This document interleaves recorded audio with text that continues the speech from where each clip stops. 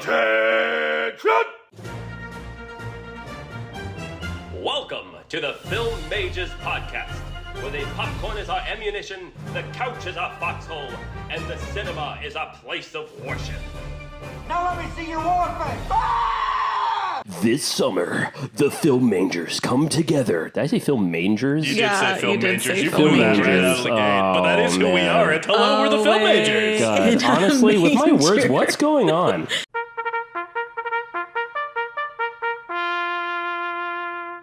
Motherfucker! That wasn't doing it even before we- slick.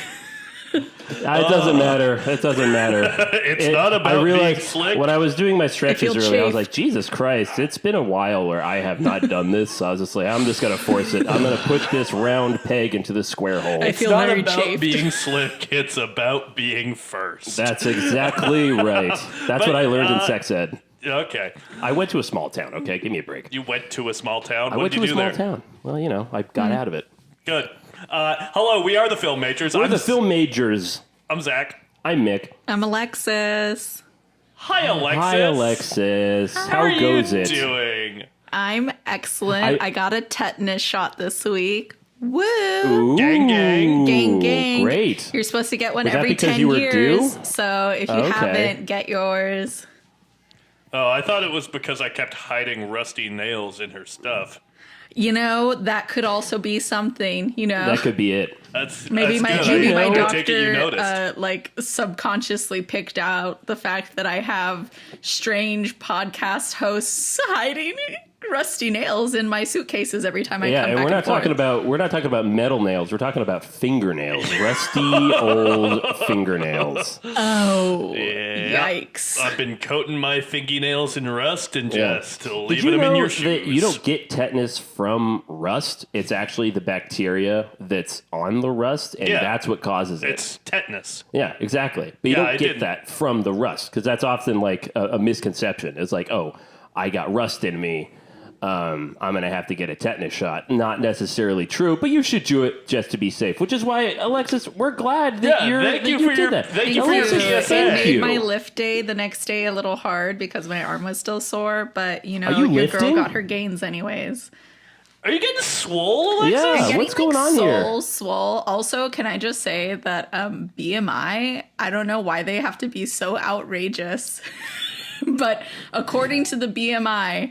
Before I started going to the gym, I was overweight. But after I started going to the gym and gained maybe 2 or 3 pounds, I am now, catch this, I'm obese.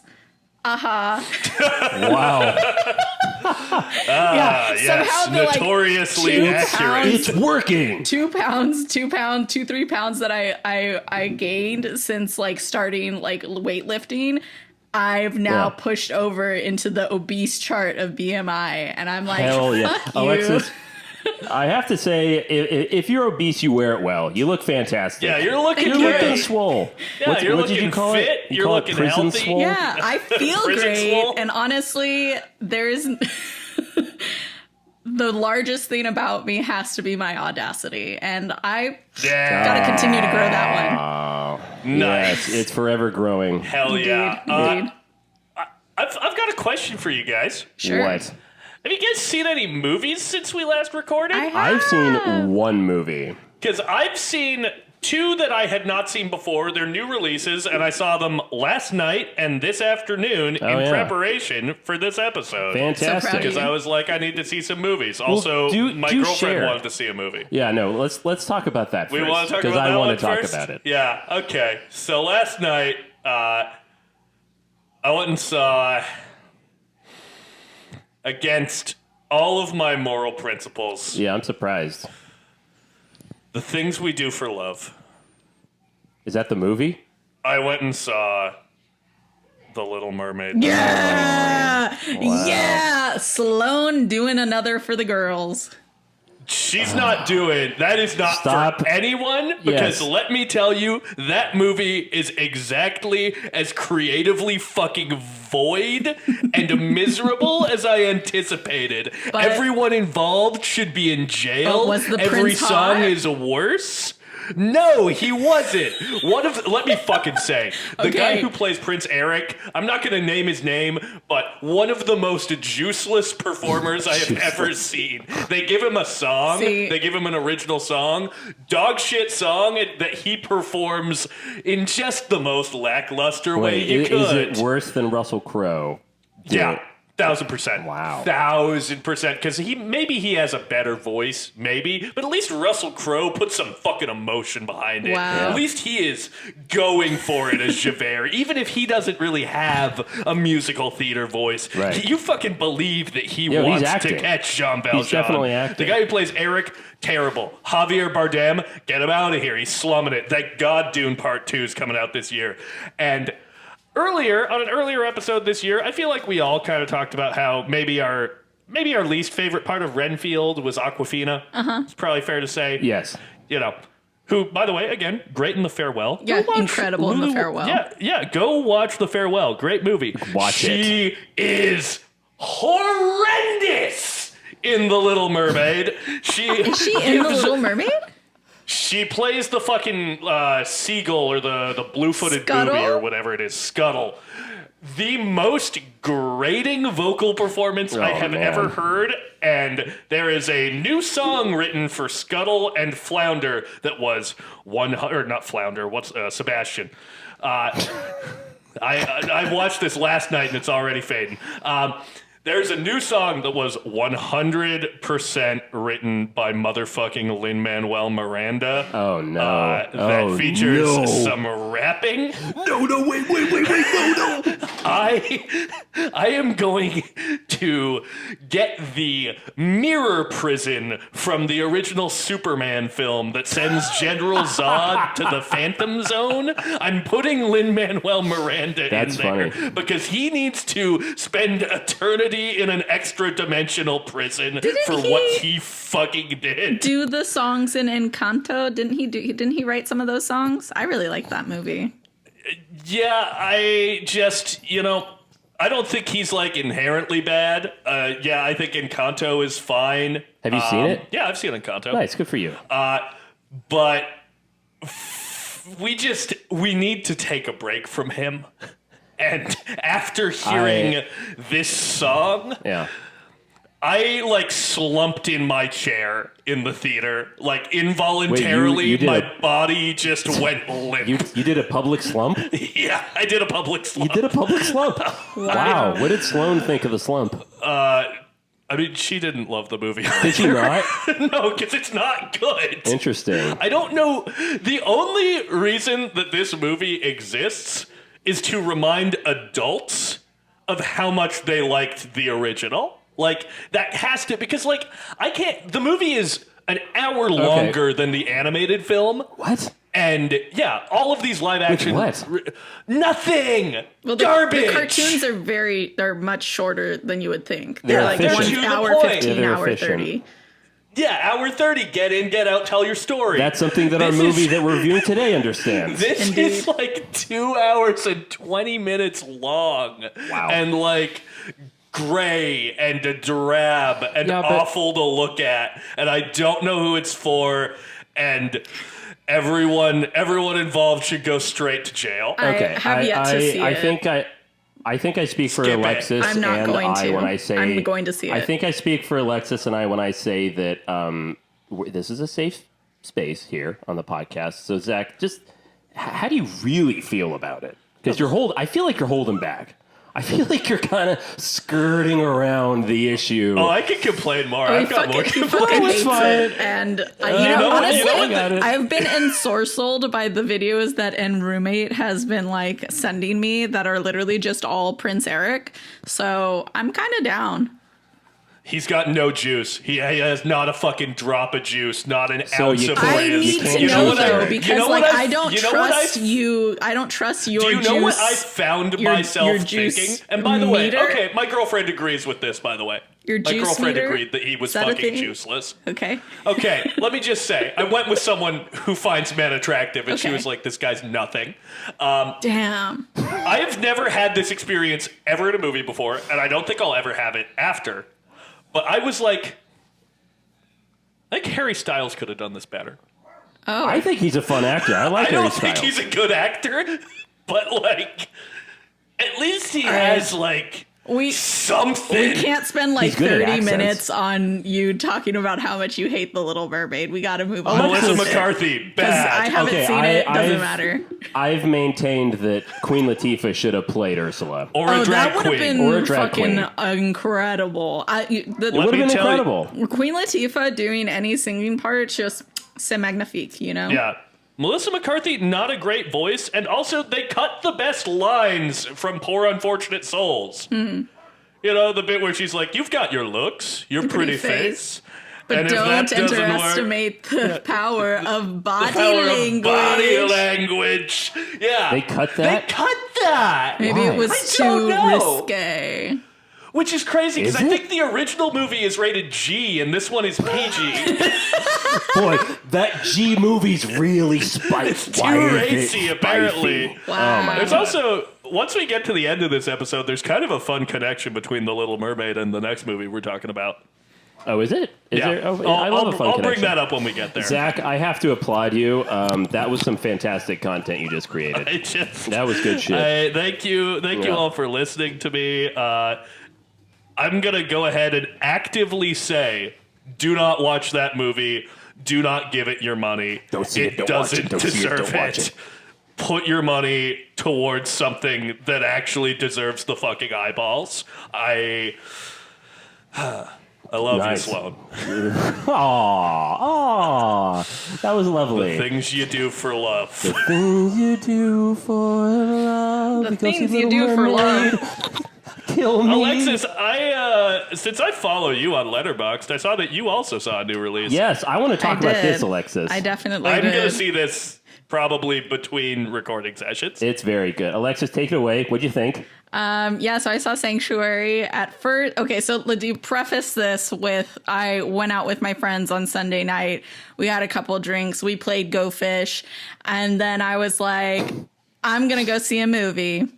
Now, should I see The Little Mermaid or should I see Sanctuary? Very different vibes. choice. And I decided to see Sanctuary because it was literally only playing at like 2 times at one theater in my town. So I was like, it's probably leaving soon. So I got to see it while I can. Mm-hmm. Not going to lie, at the very beginning, I wasn't like 100% into it. I was a little drowsy after eating some French fries. And I fell asleep for like 5 minutes. Oh, wow. Somewhere in the beginning. I don't know what Potatoes. happened, but some sort of toxic bullshit for sure. Because when I woke up, the shit was going Jesus down Christ. between them. and about halfway through, I was like, okay, this is the type of bullshit toxic that I like. I get it. I get Yes. it. I like it. I completely agree. You're in. Yeah. No, I'm they kind of had with me. you. They had me. They got me. The first half for me, I enjoyed the first half. Like I was convinced, I'm enjoying this ride, and I didn't quite know where it was going because sometimes it loses me in the second half of a movie. But I love the direction it goes. I've already talked about it. It's a damn good time. What did you think of the bookends to certain chapters where it becomes like where it has the light show kind of thing and the music? I thought that was really cool. Oh yeah, like the cinematography and everything was like really interesting. The only thing that I had like qualms over, I guess, was the actual like dynamic because like, you know, What do you mean, their chemistry or their like character dynamics? their character dynamics like between the actual people in the movie, you know, because kink is supposed to be safe. You know, Yeah. within reason. And it just felt really unsafe. And so I was like, I don't know if I like this. Yeah. And then after a while, I was like, okay, well, I guess if they're both technically into it, I don't know. It's Right. toxic, but okay, I'll give them this. But at first I wasn't into it because Yeah. I felt like it was like, you know, like she was pushing in an unsafe way. And then like his reaction was also like, I don't know. It just, to me, it felt unsafe. So Yeah. Yeah, like not to spoil anything, but it does dabble into the if you don't want to know anything about it, mute me for a second. But it does dabble into the blackmail area of things. Extortion. And that obviously is a big, exactly. Yeah, which that's a big no-no. I kind of figured from the trailer. Yeah. Yeah, and I'm not spoiling any of it. It does dabble in that. And that was something my girlfriend was concerned about because she's very much a part of that community of like, oh, they never get Dom and submissive relationships right. And I said, okay, well, I'll go see it. I'll let you know what I think. And I agree with you, Alexis, where it's like the first half, I'm like, oh, here's just another movie that's going to kind of make this like a murder mystery or a murder thriller and stuff like that. Dom's gone wrong. But the overall, I thought, is what redeemed it. And I was like, oh, that's the story we were telling this whole time. Okay. Yeah. Okay. That's really lovely. It's still unsafe. It's still unsafe. But it's a little sexy. But it's very definitely sexy. sexy. Margaret Qualley, and to be fair, Insanely coming good. from the body of Andy McDowell, you know that girl's got to be fucking fine as hell, you know? So That's a great way of saying that, I love Alexis. how you phrase that. That's great. Her creator, Andy From McDowell. the body of Andy McDowell. From the deep recesses of Andy McDowell. The deep chasm.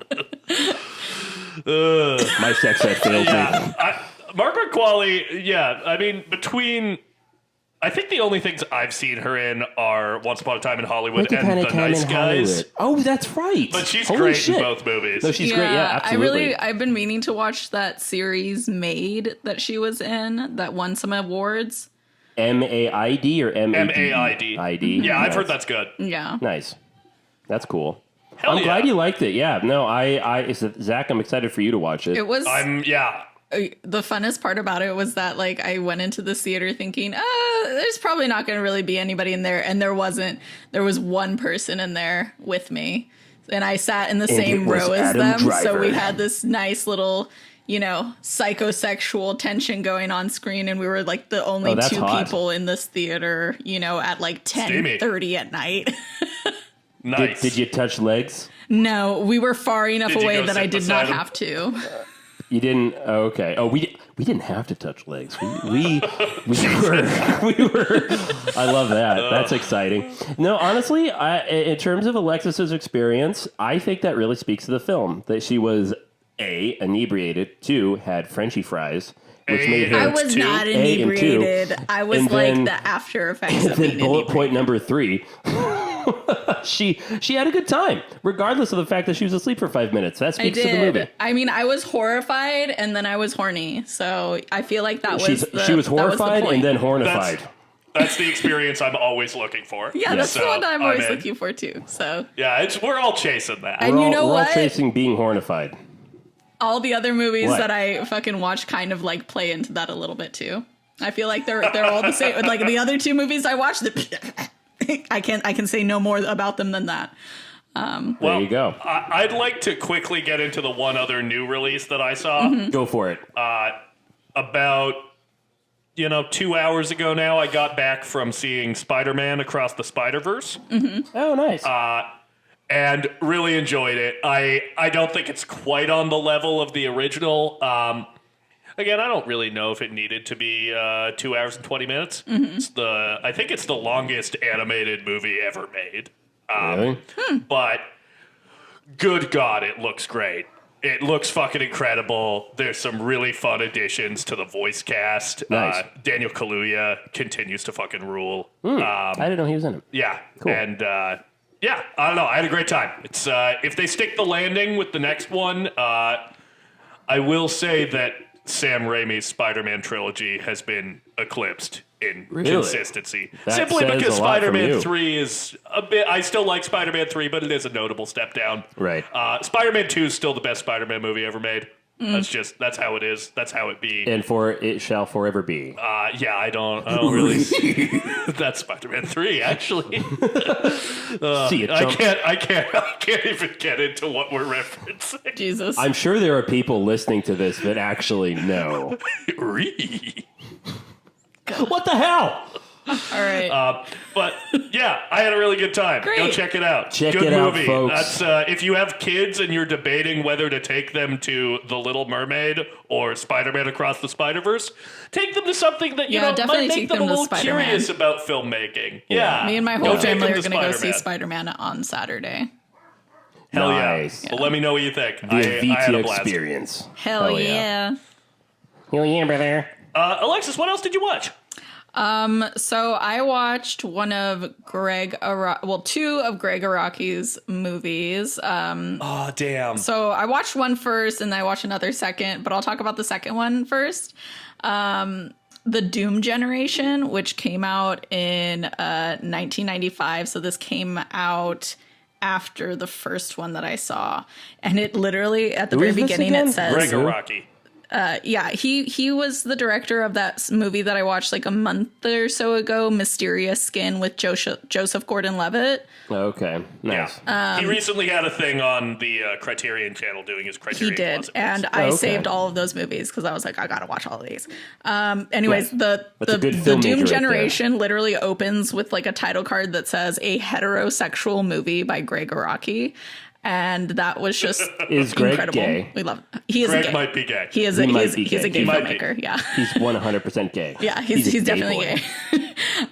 Anyways, this is a world where basically everything costs $6.66 in the lives of these specific characters, and bad luck, bad juju, I would say, is just following them the fuck around. It has one of the worst dog deaths I think I've ever seen. Big cry. And I did not see the ending coming at all. It was like horrendously horrifying. There was some body horror aspect to it. And I actually think Zack might like this movie. There was a lot of like bisexual energy, which I was like, oh, I feel like Mick might like that. There's fun for the whole family. Yeah, in there's here. some for the whole The film whole major Filmmakers family. Body horror, bisexuality. So for reference, Edwin recommended that I watch The Living End, which I started. It's another Greg Araki movie. Mm-hmm. I wasn't able to finish it, but I will watch it by the time we record our next episode. Good boy. Keep sending me film recommendations, Yeah, queer I listeners. really want to watch The Living End as well. Yeah, keep sending them in, because I will take one of your suggestions. Filmmagerspod@gmail.com. Woo. And then What was the other one? the other one was Totally Fucked Up, which came out in 1993. Is that the title? Yeah, Totally Fucked Up. Yeah, that's the title. Wow. The like UCK is like with asterisks instead of spelling it all out. Right. But like, so they what use a word that is. camcorder in this. It's like a story about like 6 different friends, and like part of the storytelling is like little interviews between them, like on like a camera, but it's like, it's a fictional story, you know? And so it's like, it's very interesting because this was like one of the movies that's like really firmly cemented into the new queer cinema wave that came in like the 90s. And so it's kind of interesting to see how like Sex, Lies, and Videotape kind of came first with like the voyeurism of like like using a video camera to like tape someone, and how this kind of was informed by that. One of my favorite parts is they mention My Beautiful Laundrette, which was a queer film that I mentioned like a couple months ago, and seeing that movie at the New Beverly and hooking up in the bathroom. And I was like, oh, what? I love queer culture. And then, Remember when we did that, buddy? I do, yeah. That was great. Can't wait to do it tomorrow. and for the right. last like couple years, I've been like obsessed with the Cocteau twins, and the fucking lesbians in the movie are just like, we're gonna throw on some Cocteau twins, and the gay guys are just like, ugh. Can we do something else? You know? And I felt really called out, but that's okay. Somebody said, like, I'm ambidextrous. I go about both ways. And I thought that was great. Someone said Tom Cruise was Nice. Rock Hudson for the 90s. And I was like, oh, yes. Yeah, so honestly, Nice.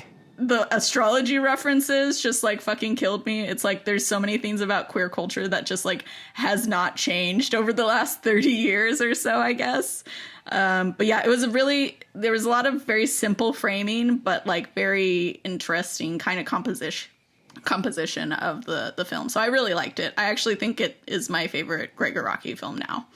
So Fuck yeah. Nice. they Great. even reference the bar Revolver, which is the bar that I hit my knee on the fucking fire hydrant outside of. I told you about this the other day. It's in WeHo. It's been there for like You a did tell long me about time. that. So, yeah. Anyways, that's it. That's the Well tea. done. Love it. Love the tea. Well, it's interesting that you brought up the Rock Hudson of the 90s. Yeah. Because, Mick, what did you watch?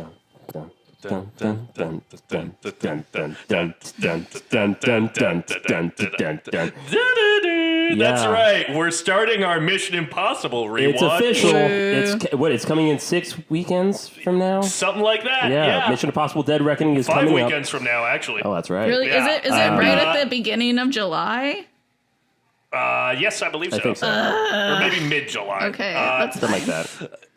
So we've got a bone to pick. Yeah. Okay. We're just. Could you get Natalie in here? Yeah, get Natalie. Could you get Natalie on the horn? Get Natalie, please. Oh my God, no! we're I not- can't get we're her not gonna in here. sugarcoat this. She'll just literally tell you she's like, it was a bootleg fucking movie, and that's all I have to say Yeah, about it. That's not even what bootlegging means. That's not even what that word means, first of all, is my first retort.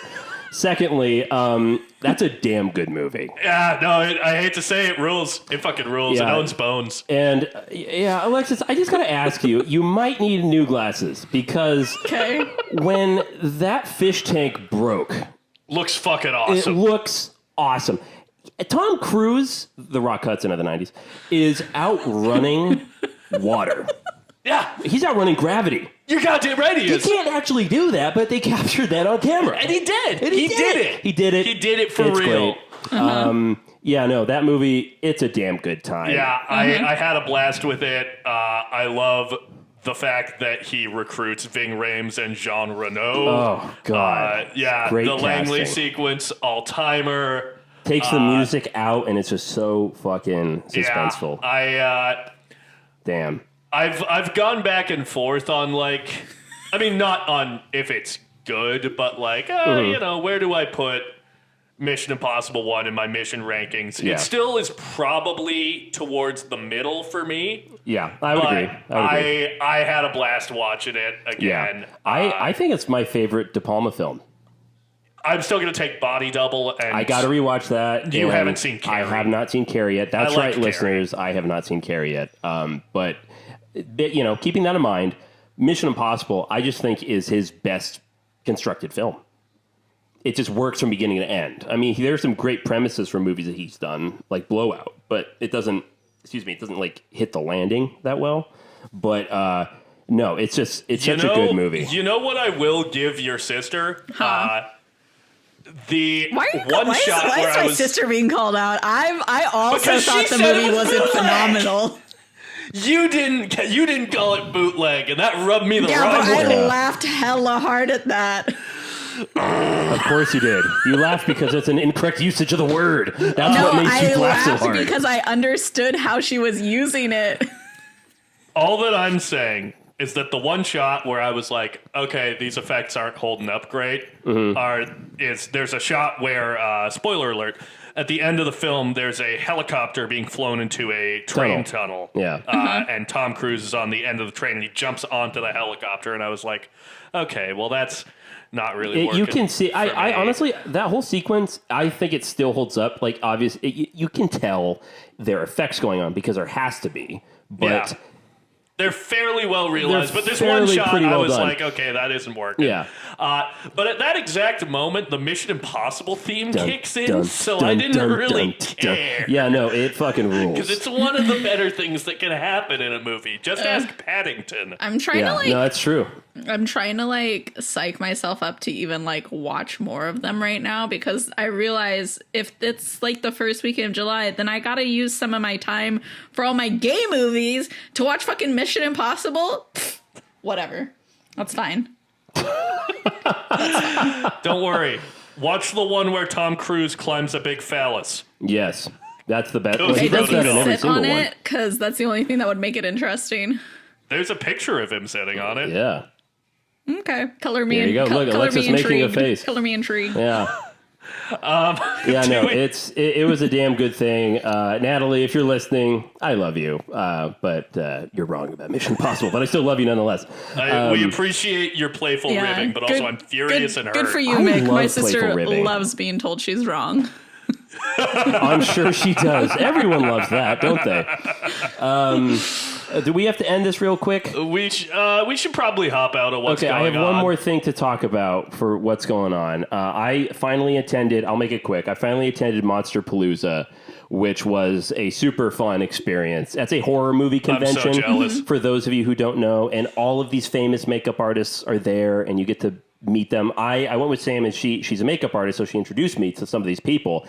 I got to drink with, I think his name was Bill Sturgeon, who started off doing makeup for American Werewolf in London. Oh, wow. Yeah, and then he did the makeup for Hellboy. I got to see... Oh, shit. Fuck yeah. Yeah, no, makeup artists fucking party hard. I'm sure they do. Holy shit. They were drinking so much throughout the day. I got to see Doug Jones. Wow. If you don't know who Doug Jones is, he plays the fish man in The Shape of Water. I mean, he plays... Abe Sapien in Sapien. the Hellboy films. He plays all of Guillermo del Toro's slender creatures. He's a big spindly motherfucker. Yeah. Oh, and so is it the guy who does the hands? Yeah. Yes, yeah, he's the that's pale it. man. Yeah. Yeah. Oh, very I got cool. to see him. It's fucking cool. And then I did not know what I was going to wear. I had to go. It was the most emo event I've ever been to, hands down. So I wore my Killer Clowns from Outer Space shirt. And as I'm walking around, the makeup artists who did Killer Clowns from Outer Space, like, look at me, and they look at my shirt, and they kind of nod like, hey, nice movie, nice shirt. And I go, oh, thanks. And then there's this other guy. I'm looking at him, and he looks kind of familiar. And it was Grant Kramer, who is the main dude from Killer Clown from Outer Space. If you don't know who that is, that's fine. I didn't know who I it still was. haven't seen Killer Clowns. You haven't seen it? No. Oh, it's all right. It's a good. Yeah, it's a fun time. Didn't I make you turn it off?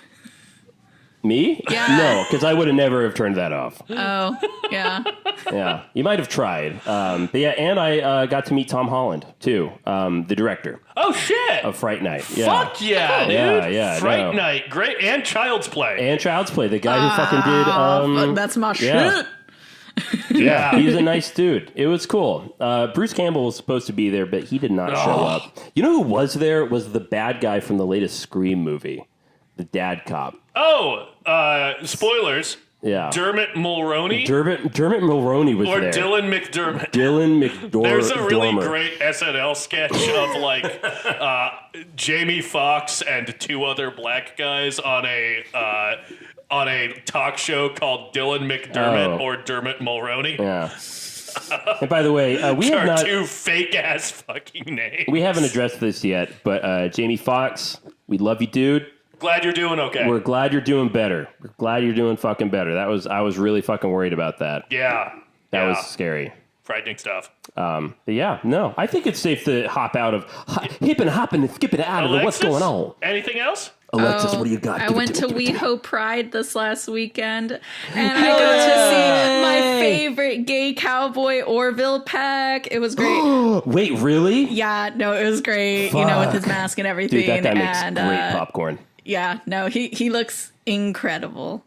So me and in-roommate and our friend had a great time. So That's great. Excellent. Well, happy Pride, Alexis. Happy Pride, Alexis. And happy Pride to our listeners. Happy Pride to you, folks. Alrighty. Let's hop out of what's going on.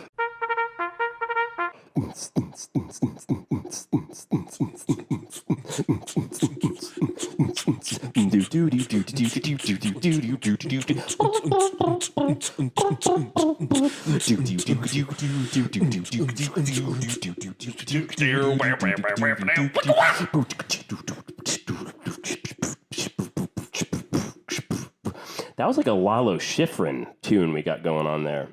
That was like something out of Dirty Harry. All right.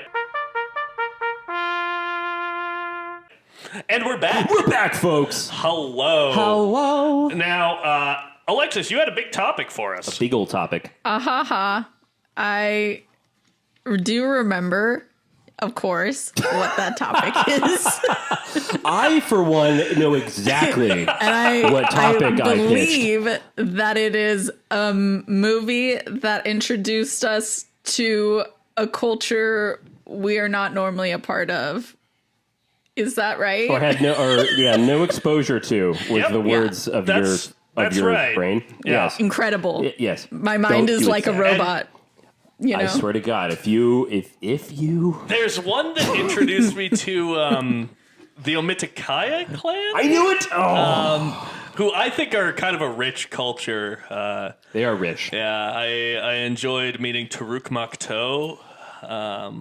Honestly, hell of a culture. I'm talking, of course, about No, Avatar. Zack, I see you, Zach. I was told that I wasn't allowed to bring up Avatar: The Way of Water. Yeah. And I'm like, that's fine, That's because fine. by then I had already met the Omitikaya Yeah, but no, clan. my point was when I said that you hadn't met the Water Tribe yet, which is a and culture. they are great. They're great. They Well, are we great. love them. But, you know. They're a little wet though. A little damp. Yeah, A little drier in the I first fuck movie. heavily with the Omitikaya. Omitikaya. I like a big Yeah, thing you that do. flies. Yeah, it does.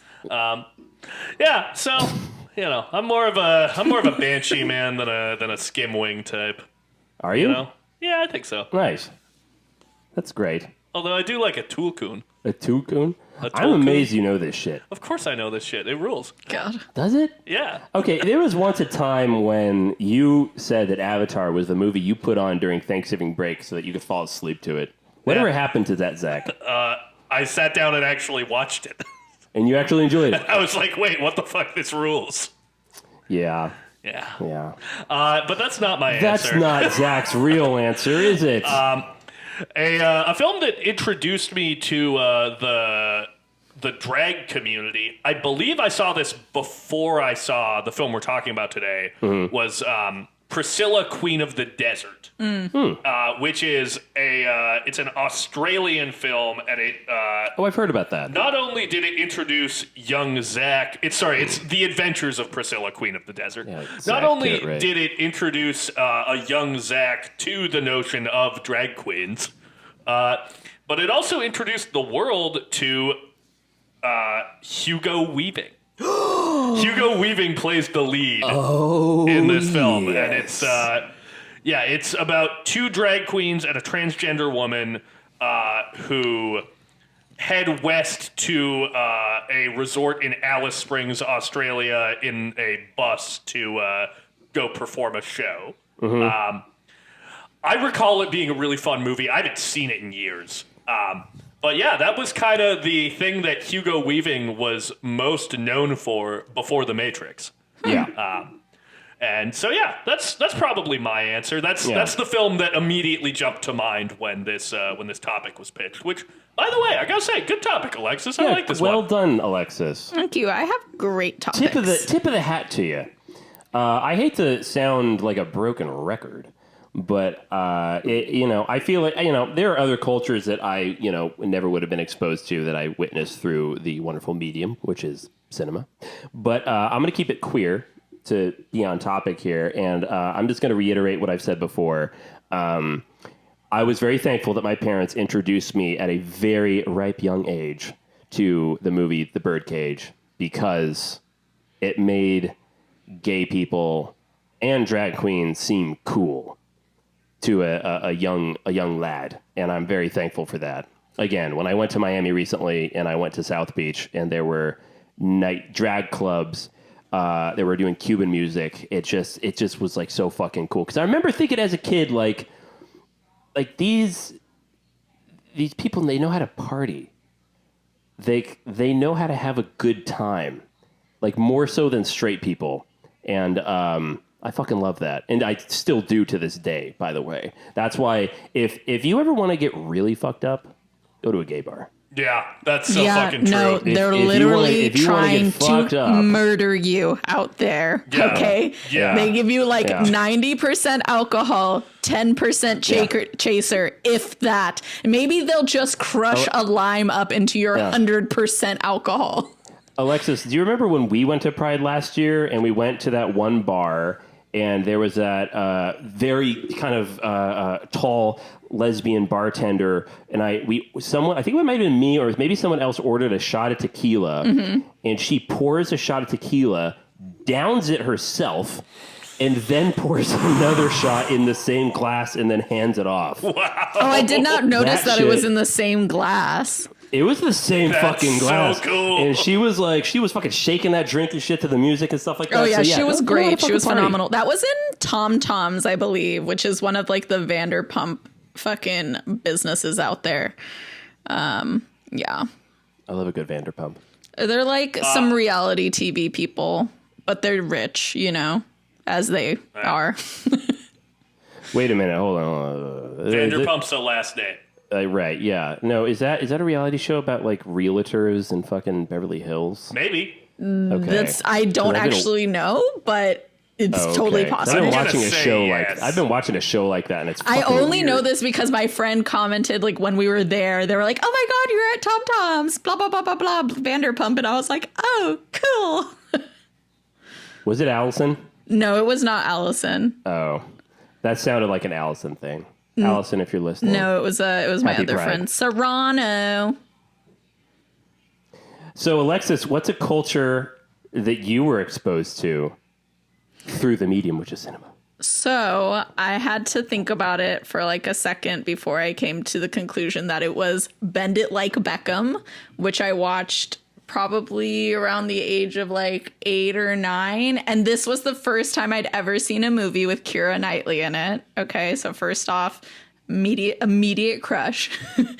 And secondly, it is actually about an Indian girl in the UK, and instead of like going to school and like getting like a degree, she really wants to be like a soccer star.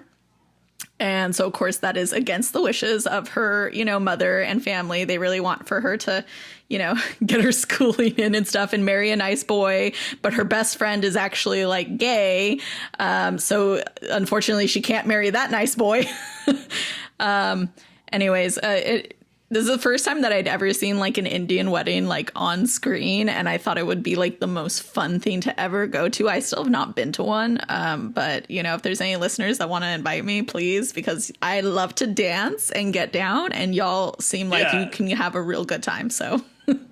Yeah, any listeners in India, please invite all of us to your wedding. All of us. Yeah, all 3 of us. All and 4 pay of for us. our travel. Yes. Yeah. And our room and board. Well, to That be would be fair, great. like a bunch of there is actually like a pretty high Indian population here in my hometown of Fresno. So a bunch of my friends from like high school have all been to like Indian weddings and stuff. And every time I see them go to them, That's I'm just like, cool. I'm so jealous.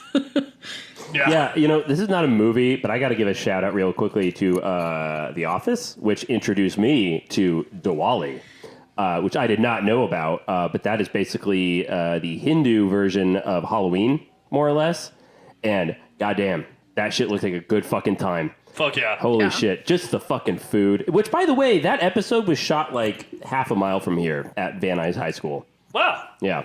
You know what's a movie that probably exposed me to a culture that I then, ended up having a good number of experiences with? Is this a movie about Ultimate Frisbee? Oh my No. God. Oh. There should be one. Frisbee golf? No, I am talking about Kicking and screaming. Judaism. I think that my first exposure to like the notion of Jewish people Oh, God. I don't want was to talk about mine. probably Fiddler on the Roof. Oh, nice. Because my father loves Fiddler on the Roof. He Yeah. saw the original Broadway cast perform when he Yeah. was like, probably like I've only ever 5 seen or that something. live. Yeah, the movie's really good. Yeah, I've never seen the movie. Yeah, so I probably saw that when I was like 5 or something. Yeah. And then a few years later, when my best friend was a Jewish guy, and he's on the podcast. Oh, Go that's listen to fun. our, go listen to our That's Jaws right. episode. Listen to our Jaws episode. Yeah, listen to Jakey Boy talk. By But the way, yeah, I think Jakey before Boy, I who met my boy definitely Jake listens to our Sabat, episodes. yeah, Yeah, who for see, sure. who Hi, Jake. 100% Yeah, you're for sure. I'm gonna call you after listening this right now. But yeah, I think before I ever met my boy Jake and became jealous that he got to have a fucking bar mitzvah, even though he fucking hated going to Hebrew school, I mean, who does? I was probably introduced to Judaism through Fiddler on the Roof. Yeah, I very quickly, I want to address a statement that I made very quickly, which is like, ugh, I don't want to talk about mine. What I mean by that is I was exposed to Judaism through Woody Allen films. Oh, Yeah. yeah. Yeah. Yeah, so that's We all don't I'll need say. to talk about that. That's all I'll say. But then who took that baton and ran with it for a very long time, which very much informed my humor, is Seinfeld. Yeah, which is really, that's just me giving a shout out to Larry David. Hell yeah. I As mean, we always should. The puppet master, you might say, of Seinfeld.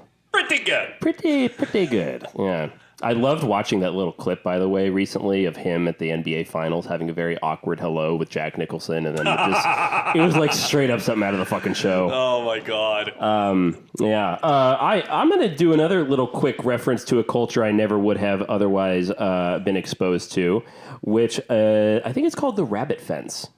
Not a queer film, but this is a movie about, it's an Australian picture about Aboriginal. It's not a documentary. Right. But that is one hell of a heart-wrenching film. Hard to watch, but I was very thankful I kind of watched that at a young age because it really exposed to me like, oh shit, white people can go fuck themselves. Yeah. Yeah, which I think is important for white, especially Children to white children, learn. but Yeah. especially white boys. Yeah. Oh yeah. White boys need to learn that we can go fuck There's ourselves two things. at an One, early age. white 'cause- boys can't and- jump, and two, they need to be exposed to the fact that white people suck. Yeah. Repeatedly. Repeatedly. We need to be reminded. Yeah, no. Because, otherwise you start wanting to oppress people. Exactly. And You that's put no on a good. suit, You put on a suit and then suddenly... and then suddenly the urges... yeah, you're running a corporation. Listeners, we're referencing a Bill Burr skit, by the way, just so you know. Another movie that I think about that I have actually referenced on here before is Whale Rider from 2002. I saw that in theaters with my dad, so I was also very young. But it's the Maori people, and obviously right. they do, where they like slap their chest and they do like a sort of, I guess, indigenous kind of ritual dance kind of thing. I don't know. But Why the fuck can't I think of it? But it looks I know great. what It it's sounds called. great. There's like, they do like this, because it's Whale Rider. They have these like whale calls and stuff. I haven't seen it in a really long time, but I remember really, really loving the movie. Probably because it was Yeah. a little girl who was the main character. So God, my mom would be so disappointed in me right now. She grew up in Hawaii. She knows exactly what those... I know what you're talking about. Like the Pacific Islanders, they do that. It's like a Warriors it's like a type. warrior cry kind of Yeah. thing going on. But yeah, it's like there's like Fuck, they did fucking like bothers me. not I like a can't dance, remember like a showcase at the end Yes. towards this movie, where like the young girl and like some of the other students, they did like a performance of this ritual. I don't remember what it's A called. little fun fact, all of the native New Zealand stuntmen for Lord of the Rings performed that very thing for Aragorn, for fucking... For Vigo. for Viggo Mortensen on his last day on set. Fuck yeah. They performed that because he earned their respect because he fucking would do a lot of his own shit. And then apparently after they're done doing the dance, the warrior dance, they would come up to him and as a sign of respect, they headbutt you. And only a true person worthy of respect apparently headbutts back. And Viggo Mortensen took it like a fucking man. He was headbutting all these huge motherfuckers. And I remember in an interview in Special Features, Viggo Mortensen was like, yeah, I'm not going to lie. Like, after, like, the 25th person, I was starting to not feel good. Because it was like 30 to 40 stunt guys. That's And they're mad just like, funny. bam, bam, bam. That's Mick is saying this while wearing a shirt that has Viggo Mortensen as Jesus on it. Yeah, With the as one ring Jesus' as his sacred halo. heart. That's his halo. Yeah. One other thing that... Yeah, go ahead. I was just going to rattle off one more movie. I'm going to maybe butcher the pronunciation here, but the Coeur d'Alene, they're a Native American tribe. Sorry, it's the Haka. That's what it's fucking called. It's the Haka. Sorry, go ahead. There we go. I was introduced to them via the movie Smoke Signals, which was written by Sherman Alexie. Oh, cool. Sherman Alexie. Yeah, which solid movie. Smokes. Yeah, Wait. I've been meaning to Smoke watch that Signals. too. Tell me the- It's yeah, about I indigenous believe- people in the U.S., right? Yes, I believe we watched Is it that the one in about Michelle's He's class. always going on about fried bread or flatbread? Is that what I'm thinking of? I believe that happens. It's two boys going on a road trip. Yes, I fucking love that movie. Yeah. Really Do you good remember? movie, right? There's that great fucking shot where that movie goes between different timelines where they're younger and there's some flashback sequences. there's one of my favorite. I'm glad you talked about this. One of my favorite, basically bridging timelines ever done in a movie is in Smoke Signals, where they're on a bus. And you see a scene happening where they're like on a road or they're on like some bicycles or something like that as younger versions of themselves. You're seeing it and the camera pans over to then the adult versions of them on the bus looking at themselves through the window. And you just don't see that shit coming. And it's really smooth. Good movie. And Hell good. yeah. Good. That was a good choice. Sick. Sick, dude. Tight. Do we have any other ones? I have one more movie that I'll use as my segue. Hop on that segue. Segue here. Alexis I feel like I Ballard. watched Alexis so many Ballard. like Pizza. formative movies between the ages of like 6 to 9 because I'm like Whale Rider, Bended Like Beckham over here, and then the other one I'm going to recite is But I'm a Cheerleader, cult classic, directed by Jamie Babbitt, and I think I told Natasha you guys Lyonne, right? what. Yeah. Natasha Lyonne. Natasha Lyonne, yeah, Clea Natasha Duvall. Lyon. Yeah, so, and Melanie Linsky, RuPaul is also in it. Fucking RuPaul. Yeah, RuPaul, out of drag and everything. Anyways, this movie kind of, I guess, technically introduced me to gay people because, like, I don't really recall, like, seeing, like, anything other than maybe, like, Boys Don't Cry, which is, like, was not appropriate for my age at all. But yeah, like I watched this like in the dark, watching these girls make out, and I realized, there's something in my brain a little too. I thought you were going to say the first thing to introduce you to gay people was a mirror. Fuck, you stole my goddamn joke. Wow. I mean, that's technically true. Oh my god. I mean, yes. I mean, I guess, what is it like when children, like, they can't even see themselves in the mirror? Like, it's like some sort of formative, like, developmental process. What? I said they're vampires. Shut the fuck up. Oh my god. They can't see themselves in the mirror. What was you your, guys, what was your anyways, segue? The movie, okay, The movie. introduced me to lesbians, basically. And yeah, That's awesome. That's it. That's the tea. I've watched that movie. That's a damn good film. Actually, you showed that to me, Alexis. Thank you for that. Yeah, I'd be showing like so many people this movie. I'm like, hey guys, here's the movie that really solidified the fact that I'm probably gay. Alexis, would you consider like a cheerleader kind of like a litmus test film for you? For like other people? Okay, take into consideration the fact that I was like very young when I saw this movie, and the person who rented it for me rented it on accident for me because they didn't know what it was about. So like I was like 8 or 9 watching these girls make out in a closet, and I was just, getting some funny feelings.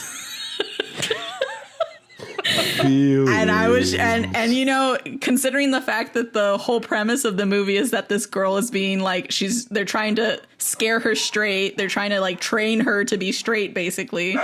I already kind of, had it's like this assumption the gay away camp based on my extended family's casual homophobia. And then also this movie basically saying that like people don't like this, that, I should keep this under wraps, actually. Right. Yeah. So in many ways, this movie both brought my consciousness out of the closet, but then quickly put it back in. Oh. You take that idea and you put in your little brain and you squeeze it. Bury it under years of repression.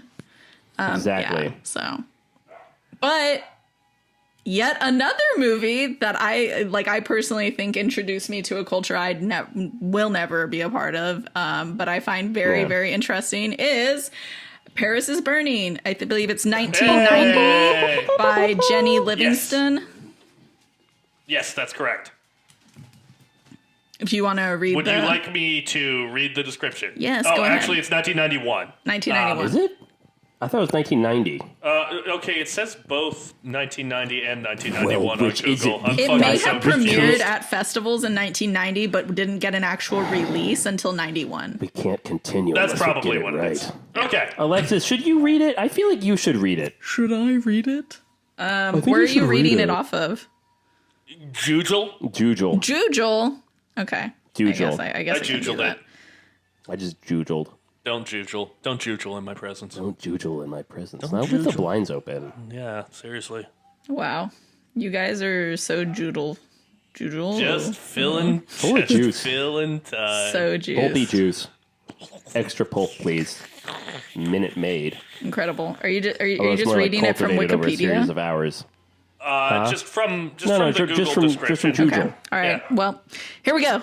Take it away, Alexis. This documentary focuses on drag queens living in New York City and their quote unquote house culture, which provides a sense of community and support for the flamboyant and often socially shunned performers. Groups from each house compete in elaborate balls that take cues from the world of fashion.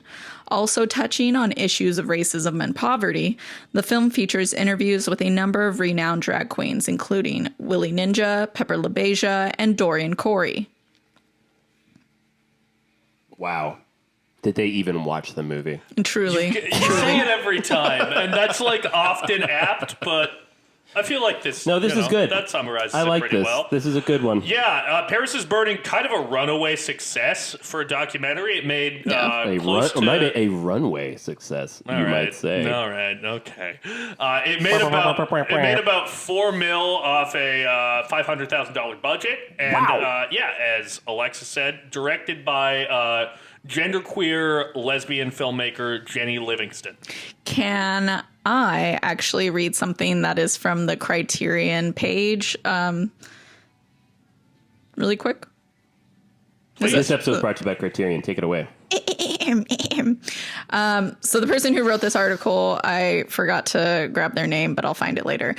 Paris is Burning reveals the world of, quote unquote, the children, as Black gay men and women lovingly call ourselves. This riveting documentary examines the community's flamboyant rituals of balls and voguing. The film emerges as something far beyond sensational anthropology. It is ultimately an upfront, humane chronicle of overcoming adversity with audacity.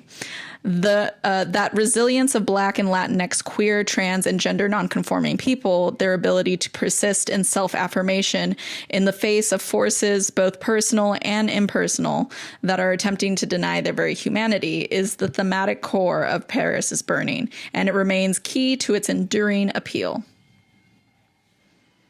Nice. Well written, person. Love it. Yes. Yeah, so I hadn't seen Paris is Burning since I was probably about 12 or 13. My mom got this from the library when I was a kid. Oh, nice. Good for her. And I found it incredibly watchable once again. Yeah. I've been doing a lot of reading about this movie since. I read Bell Hook's famous essay responding to this movie, which is called Is Paris Burning? It's from her book, Reel to Reel, Race, Class, and Sex at the Movies. Oh, I have that book. For those... Nice. Oh, fuck yeah. So for those of you who don't know, Bell Hooks was an author, theorist, educator, and social critic she was a Black queer woman who was known for her writing on film criticism. I didn't know she was queer. I thought she was. No, she probably is. I Yeah. just didn't know that. That's cool. But yeah, I read this chapter of her book about Paris is Burning, and I found it very interesting because she had a lot of critiques of the film, some of which I don't necessarily see where she's coming from in terms of her like critiques of how the drag scene and the balls kind of fetishize and promote white hegemonic beauty standards, because I think there's a lot of scenes in the film where that you see them definitely kind plays of into it. lampooning that. Yeah. Like, almost it's almost a parody of that. Also, the ball scene that we're seeing here was started by Crystal LaBeija and I believe Lottie LaBeija, who Great were fucking names, by the way. Yeah, two black queens who started their own all-black ball because they felt that all of the winners of the balls they were participating in were being favored for being white. So I think that I don't necessarily see that criticism. You know, but I see where she's coming from. Just really quickly, if I'm going to respond to that, I see where she's coming from. But what I kind of like about Paris is Burning is, I mean, so much of the problem with white America is that they get to define things for everybody. They rig the system. They own the system. It's they get to define what beauty is. And for everybody, pretty much. And what I love about this is that you have queer people of color who are, quote unquote, kind of dressing like them and showing that we can dress the way what you define as beautiful. And not only can we do it as well as you, we can do it fucking better. I think the issue that Bell Hooks takes with that is that you're still aspiring to a white beauty standard. Yeah, but I mean, I suppose. But in a way, they're lampooning it. Like, I agree with what you're saying. Go ahead, Alexis. Yeah, I don't even know. I don't even know if I should comment on it. But I definitely see where her comment is coming from because what were you going to say, Zach? Oh, I was going to say the bigger critique that Bell Hooks has that I see a lot more is the fact that Jennie Livingston is a white filmmaker, privileged Jewish filmmaker. Yeah. Yeah, and crafting the narrative without being visible in it. Mm-hmm. And you kind of see these people in the ball scene as only existing within the ball scene. You don't see their lives outside of it. So most people. And when you do see, you see glimpses, which some of that is budgetary. By the harbor. They weren't able to follow these people in their day-to-day. Yeah. This was Jennie Livingston's first film. Yeah, so she spent years actually just like it started as a photo project and then she started actually like recording people. She came across some people, I think like voguing or, reading, like throwing shade in that park area that she's in quite a lot by the piers. And that's kind of how she stumbled into the ball scene from there. Yeah. But I'd really quickly like to read this little segment of Bell Hooks' essay because I think it's an interesting perspective on Jennie Livingston making herself sort of invisible as the author of this movie and being a white filmmaker. Since her presence as white woman/lesbian filmmaker is absent from Paris is Burning, it is easy for viewers to imagine that they are watching an ethnographic film documenting the life of black gay natives and not recognize that they are watching a work shaped and informed by a perspective and standpoint specific to Livingston. By cinematically masking this reality, we hear her ask questions but never see her. Livingston does not oppose the way hegemonic whiteness represents blackness, but rather assumes an imperial overseeing position that is in no way progressive or counter-hegemonic. By shooting the film using a conventional approach to documentary and not making clear how her standpoint ranks with this tradition, Livingston assumes a privileged location of innocence. I find this very interesting because I personally don't really gravitate towards documentary. Generally, I like this film, to be clear. But I think what Bell Hooks brings up in this essay kind of is part of why I am sometimes uncomfortable watching documentary film. It's marketed as reality. Yeah, it's reality, but it's shaped by someone's view of it. And that's often made kind of invisible. I mean, we had to make documentaries for our film program that we went to, and as we well know, you have to be arguably just as fucking creative with a documentary, like make creative choices, with how am I going to approach this? How am I going to edit this? What narrative am I going to follow here? Because but you also have to be really sensitive. well, that's the thing. That's what makes it so rough. But you at the end of the day, you have to have a narrative. Yeah, and otherwise your documentary's not going to work. You can go in as someone like Jennie Livingston, who clearly is a well-intentioned person, and I think made a good and important and impactful movie. Yeah, but those I, elements are still there and are valid criticisms to bring up. That I don't know. I was going to bring up the controversy if you didn't. So as a straight white guy, I wanted to consult Bell Hooks on this one. So I love that. I don't think my opinion on this movie really matters that much. So. The person's that article is on the Criterion website is Michelle Parkerson, who's an award-winning filmmaker. But anyways, they were also talking about like that kind of controversial like take. But basically like saying like it involves the perennial question of who has the right to tell someone else's story, which I posit is the lingering dilemma at the doorstep of any documentary project. And like it really is, because like even when I was doing documentaries, I'm really glad that I did the documentary on the person that I did at the end. But the first one that I did as a group with Mick and roommate, I really like there were some points where I questioned like, oh, this is so personal, why do we get to be the ones to decide that this is what makes it into like this is a very like emotion. And I even worked with on that DACA project with roommate and I helped on that. Yeah, and again, it's just like these are very intensely personal stories, and like at what point do you just think to yourself, gosh, should I even tell it at all? I don't know, it's hard. Yeah, something else that Bell Hooks brought up a lot in her essay is the way that white filmmakers can turn, black life and black, I believe she says black ritual at one point to refer to the balls into spectacle, which I think is something that the best movie of last year dealt with pretty deeply. Yeah. Mickey, you look like you have like lots of thoughts over there. Yeah, no, I just want to say I enjoyed the film. And me too. As a spectacle, I had a great fucking time.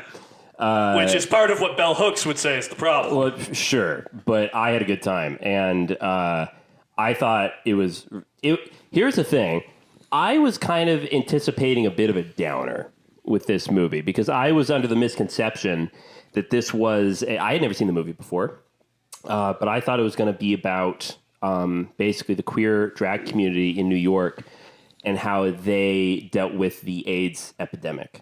And let's be clear, that is a very, very, very important piece the history. Yeah, and it makes sense that you would assume that since it's taking place in New York in the late 80s. Yes, exactly. But the reason why I was worried about that is as important as a topic as that is, it's hard to watch.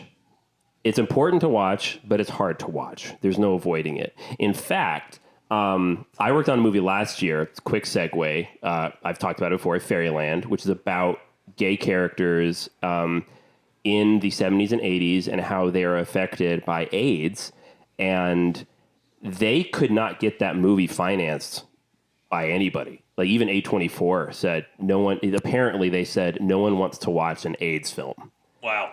And it was finally American Zoetrope that did it. Now, I don't think they're being anti-queer on purpose by making that stance, but I think what they're kind of saying is like it's a very difficult topic. Now, what I was relieved about watching this film is that obviously it does cover it, and it's actually very sad, but it's a celebration of them living their best fucking lives for a moment, because as they talk about because class plays a big thing into this. I really like the examination of class in this film.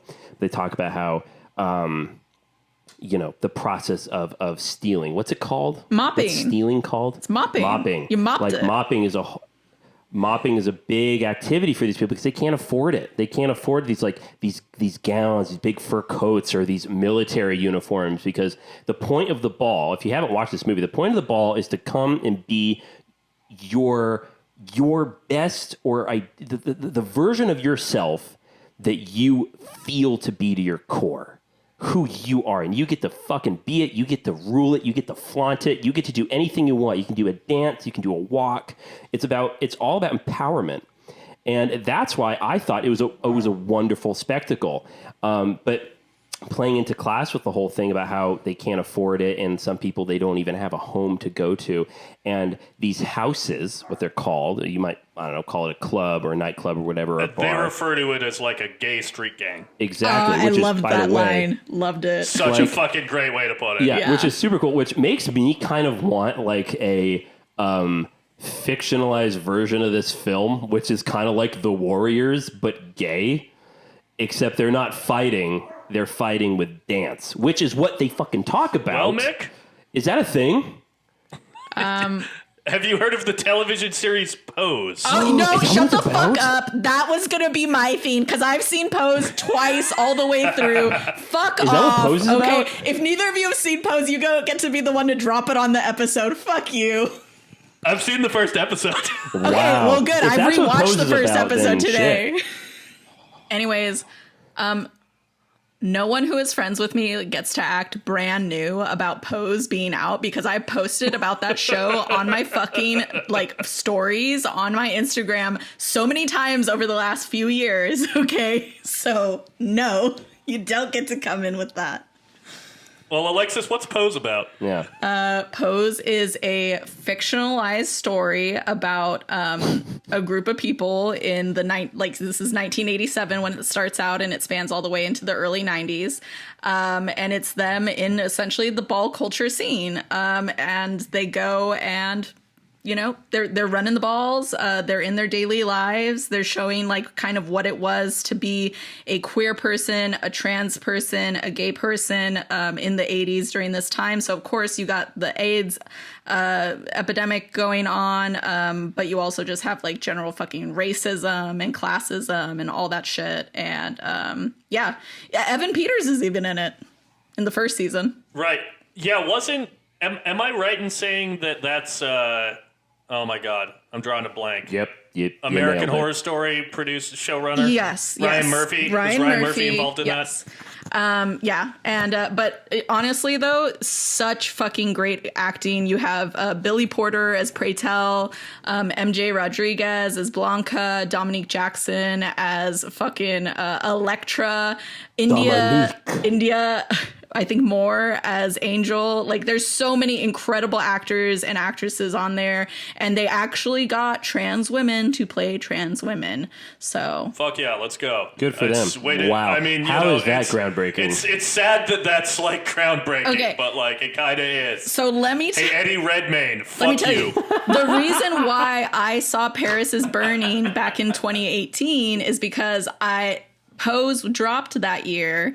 I watched the first episode, and then I was like, you know what? I feel like I could be better informed about this culture, and I know the movie that would do it. So I watched Paris is Burning, then I came back to Pose, and I feel like I felt even more emotionally connected to the characters, because I kind of understood some of what real people had experienced through the documentary, and it really made me, it solidified shit's still not all right, but I'm so glad that you guys have a space in the public culture to hold space, essentially, and for two openly gay men to be on TV, and two openly black gay men on TV to be making out on screen. I just started fucking crying, because I was like, what a beautiful thing to be able to see this kind of love represented on TV, Yeah. So a few things from this doc that I want to bring up. One, I'd like to just say beyond the importance of the topic, regardless of, if there's an element of exploitation to it, it is good to it's a fucking movie. Be informed about this. But I would say it's also just like such a great choice for a documentary subject, the ball scene, because it's so fucking visually dynamic. Yeah, it's fantastic. It's fabulous. This movie looks great. Like, obviously the costumes are fucking incredible, but like the spaces that the balls are held in are so like it's such vibrant a vibe. and colorful and like inherently cinematic. So like, yeah, it makes sense that you would want to make a movie about that. No, for sure. And something else that kind of plays into that I really enjoy about Paris is Burning is that not only a documentary about a little section of the queer community of New York, this is a documentary about New York City. Yeah. In the 80s. And that was something that I was really kind of fascinated by was watching this. I think, Zach, you described it as like this is Scorsese's New York. This is Martin Scorsese's New York. It's so New York dirty, ain't like this it's anymore. so grungy. This is the New York of Taxi Driver. And it was just so real. And obviously, we just spent a whole bunch of fucking time talking about, the artifice of a documentary, but still, it was very real. The way it just captured people's interviews and in the New York accents that people were talking, the Jersey City kind of thing. I absolutely dug that shit. It felt so real. It felt so gritty. You dug it was just real people being real. I dug real people being their realness. I dug real people being New Yorkers. I dug them being New Yorkers, Alexis. Okay. Because it was just it was fascinating. There is something nice about watching some old school New Yorkers do old school New York stuff. Because I'm from the West Coast. Yeah, I do find it charming. I have to agree. It's really fascinating to watch, which again, I mean, this is as much a documentary. Why do you think I like to do the gabagool thing? The gabagool so much? thing, yeah. There's a genuine love of that type of guy. I worked with someone recently. She's in costumes department, and she's from Jersey, and she's always talking like this. She's always going like, "Oh, I went to Dunkin' Donuts this morning." Well, "Oh yeah, you went to Dunkin' Donuts?" She goes, "Yeah, I went to Dunkin' Donuts." It's fucking great. It's charming. It's infectious, especially when they do it. I'll stop doing it, but yeah, it's not so infectious when we affect it. I actually, really quickly, I want to open this up to the table. Who was our favorite? If we had to pick like a favorite personality out of this movie, who are you going with? Because I think I have like two answers. Actually, I might have three. But if you had to pick your favorite personality, because folks, if you haven't watched this movie is full of very interesting, very unique people, very unique personalities, and they're so loud and they're so proud and they're so in charge. I actually really love Dorian Corey. Yeah, I actually have a story. Too. I have a story about her. I do. Oh, go for it.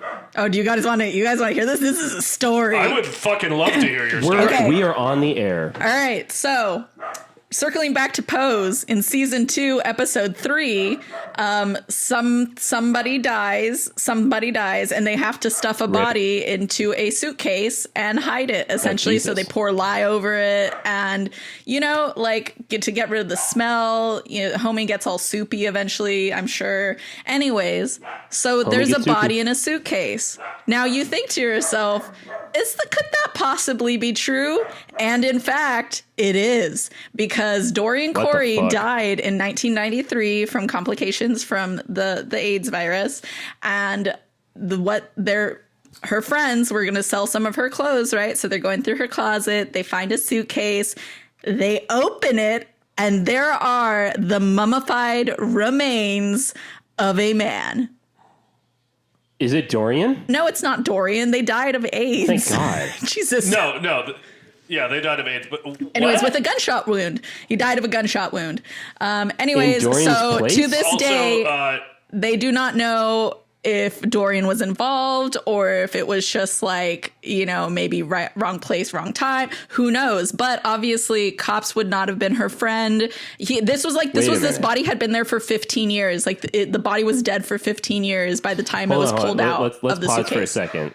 Let me get this straight. So, some people go over to Dorian's place after she passes. Yeah. After they pass. After she passes. Yeah. And they, while rifling through their things, finds a suitcase at Dorian's place, and there's a body inside. Yes. Like a mummified 15-year-old body at Dorian's place. Okay, so then question for the table again. Sure.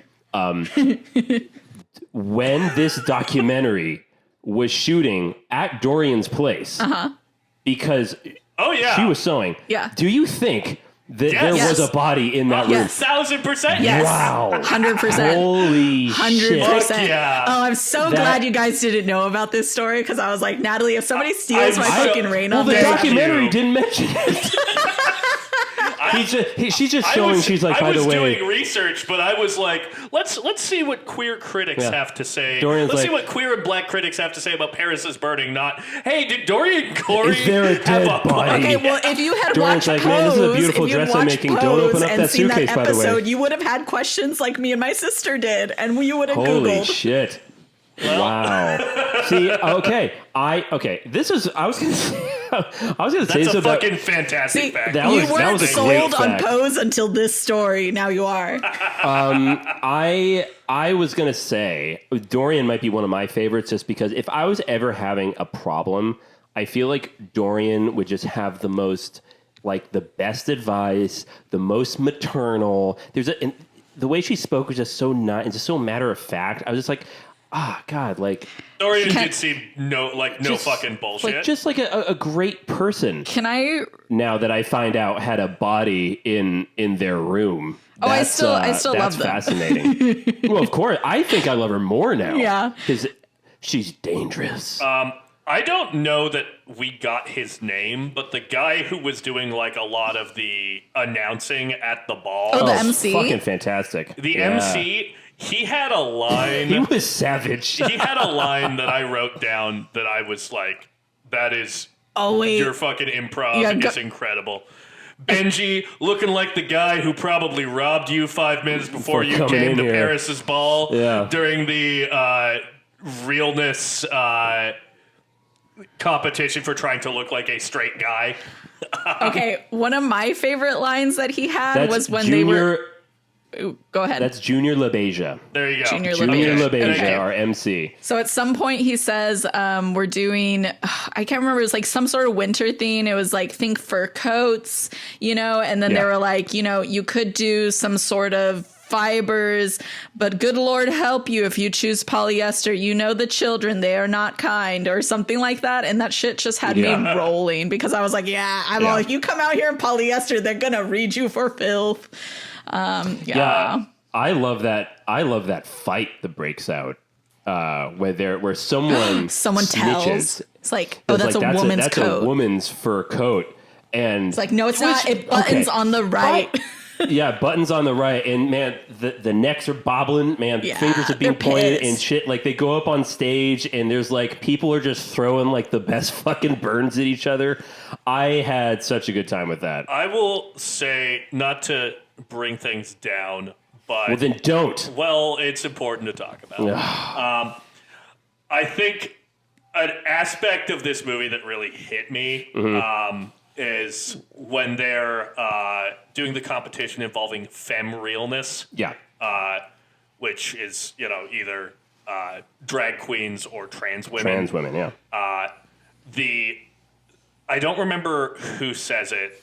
It might have been Pepper LaBeija talking about how femme realness queens are measured by their ability to get home without blood on them. Yes. Yeah. Yes. Like I that wrote is that down such too. a fucking Crazy. brutal indictment of how trans women were targeted and Yeah. are targeted by violence, Well, which then is brought back at the end of the movie yeah. About Venus when Extravaganza. you find out that Venus Extravaganza was murdered. That was so earlier when I mentioned like this movie isn't as much of a downer as I thought, and I said there are some really sad moments.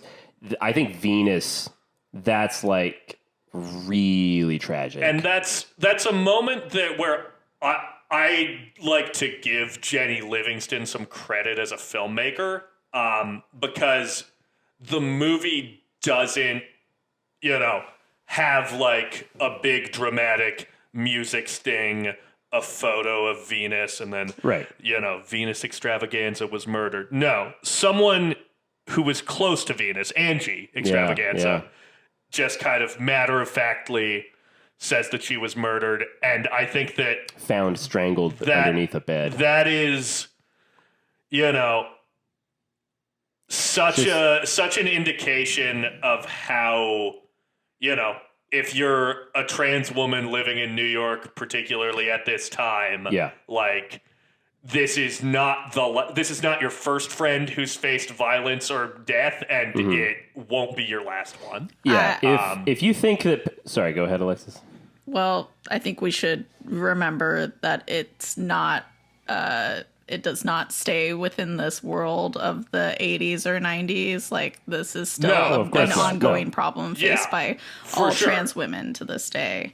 All trans people. No, that's what I'm saying. That's what I've been saying. Yeah. I'm just like, especially at this time, even more so. Yeah. Yeah. I was going to say that, like, if you think that Paris is Burning, if you read about it, is really just about a ball or people going and doing, like, a fashion show, and there aren't really any real stakes to it, that's not true.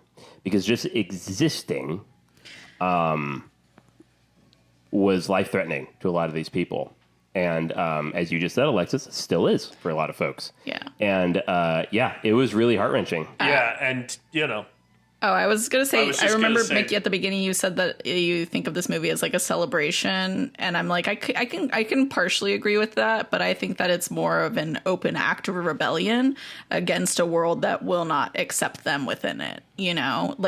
For sure. Yeah. I mean, as much of a celebration, it's literally like an act of rebellion. So. Yeah, I think I still stand by what I said, obviously, because, they talk about how people... they get ready for this. They do it like once a week or something like that. And that's what they're looking forward to like the whole week, where it says everyone gets to go here and be their absolute truest selves. And yes, obviously that is a form of rebellion. I guess that's just how you look at it. It can be a bit of both, but I just think there was a lot of during the balls themselves. I just loved the energy of it. Everyone just seemed so safe. And that was, I think, that's what I mean, like, kind of we're celebrating there, where everyone is just kind of going off and just getting to be them fucking selves. Yeah, and I think that gets back to kind of like some of the trickiness of this as a film, because I do think that it's in some ways kind of designed to, be more celebratory and be a story of, survival and triumph over, a society that, doesn't accept you or want you to survive. Yeah. Mm-hmm. And, a lot of these people fucking died, like, right after the camera, not long after this film was produced. Most of them died from complications of AIDS. A lot of them did. So fucked up. I think that's an important thing to, reckon with. Documentary filmmaking's really, really ethically tricky. It really is. And I'd like to say it's hard to talk about, too. Yeah. But I'm having fun. Can I read one of the last thing that Corey says before the movie ends? I would love you to. Of course. Okay. So they say... then you think you left a mark on the world if you just get through it. And a few people remember your name. Then you left a mark. You don't have to bend the whole world. I think it's better to just enjoy it. Pay your dues. Enjoy it. If you shoot an arrow and it goes real high, good for you. I loved that. Like that whole little thing about how... I've been getting older and I've kind of changed my ideas about like what the idea of fame could do for me or would like how its value is. And basically just being like, what I figured is that you just got to be happy with what you have sometimes, unfortunately. And I don't know. I love that mindset, I guess. Mm-hmm. Yeah, for sure. Nice. I feel like that's a fucking good place to wrap things up. Really quickly, I got to shout out Willy Ninja. Yeah. Oh, yeah. Oh, my God. Sick-ass fucking moves. Introducing yourself as Willy Ninja, mother of the House of Ninja, is one of the fucking coolest things you can do. And he actually went to fucking Japan. Yeah. And he got those earrings, which he paid for himself. That was really fucking cool. It's like contortionist breakdancing. It was really sick. I Yeah. loved that. Also, I found out that this is not confirmed, but some people theorize that the modern term today of throwing shade originated it here. definitely did. Which is really cool. Yeah. Yeah. I Yeah, love all that. kinds of like modern slang. Yeah. Or No, what was the it's other? all It comes was from this. reading. You remember reading, Yeah. which is basically like the difference between smack talk and shit talking. Yeah. Is like throwing shade versus reading. I thought that was really just the terms of their community was just really interesting. Oh, well, if you've been on the internet for the last few years, it has been adopted like hardcore into the vernacular. Yeah. It has been appropriated into the vernacular of everybody else. Yeah. I mean, hell, fucking calling people queen. You know? Yas right. queen. Yeah. Literally. Like, yeah. Yeah. That Hyperlopecia. that came from the ball scene. I'm the queen. Okay, Yeah. so I want to just as a quick side note. There's a lot of people have dreams in this, and one of the people says like, "I want to get married in a church in white," and they literally do that in Pose at some point. So I feel like, I think that's Venus who says that. yeah, there's like a lot of things where it's like there's like unrealized dreams that I feel like they use Pose to kind of live that out, and it actually made me rethink about Nope. And this interview that Jordan Peele gave, where he talked about how he really wanted to portray Black joy and Black adventure and Black excellence. And I just feel like, to circle back to Pose, if you have not seen the show, you should watch it. It's only 3 seasons. It's incredible. And Zack they taking the really, win over truly, here. I feel like they do that for the queer people of color in that series. It's like a time period of like a lot of loss and pain and anger, but it also portrays the joy, excellence of that culture. So thank you, Jordan Peele. fucking men. Thank you, Pose. Thank you, everybody from Paris is Burning. Thank you, Zach, for saying that Nope was your favorite film of the year. Zach is feeling so fucking vindicated right now. Listeners, you can't see this right Pun now. fucking intended. I'm on cloud 9. Zach is the purveyor of Black excellence on this podcast, apparently. Zach's for sure the purveyor of Nope's the fucking greatest. Yeah.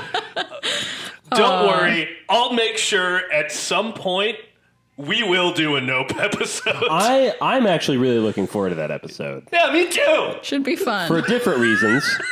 But for important reasons nonetheless. I don't want to diminish what you're saying, Alexis. I think that's a great fucking connection. We could no, never no. diminish what It's- Alexis yeah, says, no. even if we I'm try. sorry. I'm just thrilled Nope got brought up. No, On the as soon Paris as I Burning like episode. had the thought, wasn't anticipating it. as soon as I had the thought, I was like, Zach's gonna love this. He's gonna feel so vindicated by this. I am. It's Yeah. been brought up Yeah. twice in 2 separate Yeah, ways. Film Major listeners, Zach has this like really Willem Dafoe Joker smile going it's- on right now. It's almost like it's just like such a multifaceted right now, film. Zach's like, I'm something of a Nope fan myself. Oh my god, yeah.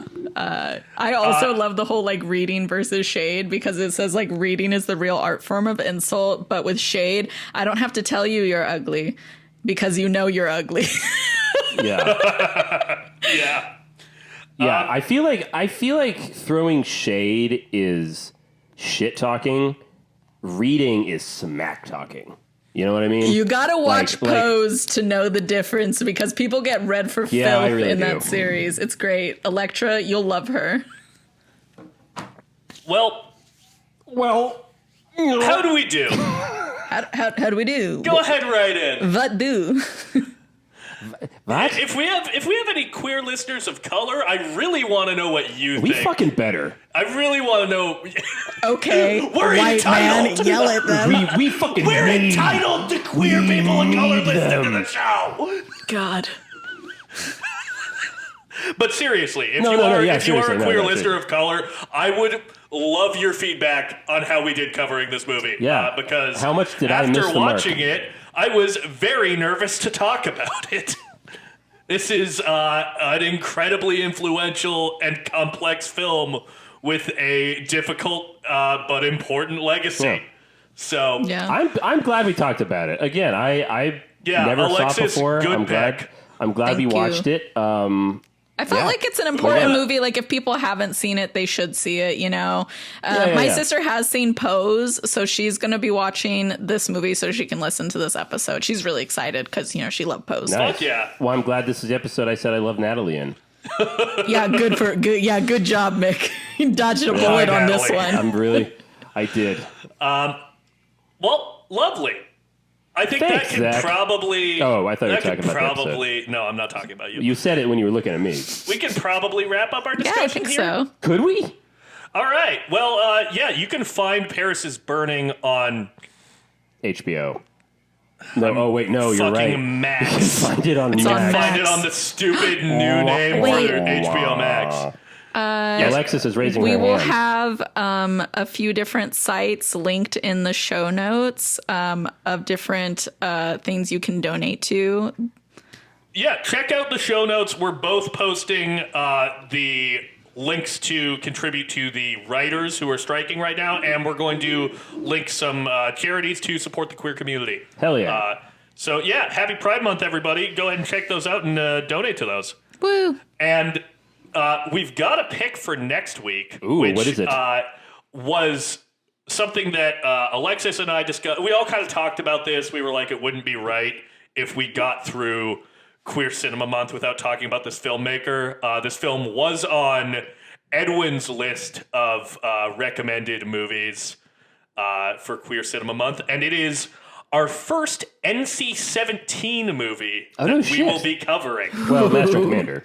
And that is Female Trouble, written and directed by Mr. John Waters. Ooh, the himself. man, the am myth, so the excited. legend.